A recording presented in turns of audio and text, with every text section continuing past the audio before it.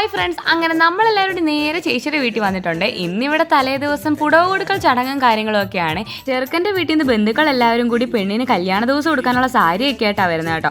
ഈ ഒരു ചടങ്ങിന് പറയുന്ന പേരാണ് പുടവ കൊടുക്കൽ. നമ്മുടെ ചേച്ചിതാ സെറ്റും മുണ്ടും ഒക്കെ എടുത്ത് നല്ല കിടലിനായിട്ട് നിൽപ്പുണ്ട് കേട്ടോ. ഒക്കെ എല്ലാവരും റെഡി ആവുന്നേ ഉള്ളായിരുന്നു. കുറച്ച് കഴിഞ്ഞപ്പോഴത്തേക്കും ചടങ്ങും കാര്യങ്ങളും ഒക്കെ തുടങ്ങി. അയ്യൻ്റെ സഹോദരി, അതായത് നാത്തൂനായിരിക്കും പുടവ കൊടുക്കുന്നത്. അങ്ങനെ പുടവ കൊടുക്കട്ടെ എന്ന് ചോദിച്ച ശേഷം കല്യാണ പെണ്ണ് പുടവ വാങ്ങട്ടെ എന്ന് ചോദിക്കും. അങ്ങനെ പുടവ കൊടുക്കുന്ന ചടങ്ങും കാര്യങ്ങളെല്ലാം കഴിഞ്ഞ് എല്ലാവരും ഫോട്ടോസ് എടുക്കുമായിരുന്നു.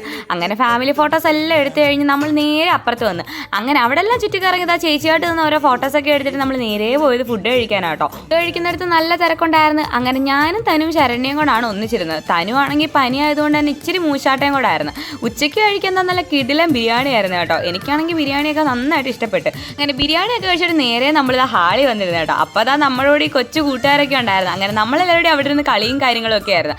എന്നിട്ട് നമ്മൾ നേരെ വീട്ടിൽ പോയേ. ഇനി വൈകിട്ട് വരാം. അങ്ങനെ സന്ധ്യ കഴിഞ്ഞപ്പോഴത്തേക്കും നമ്മളെല്ലാവരും നേരെ കല്യാണ വീട്ടിൽ വന്നേ.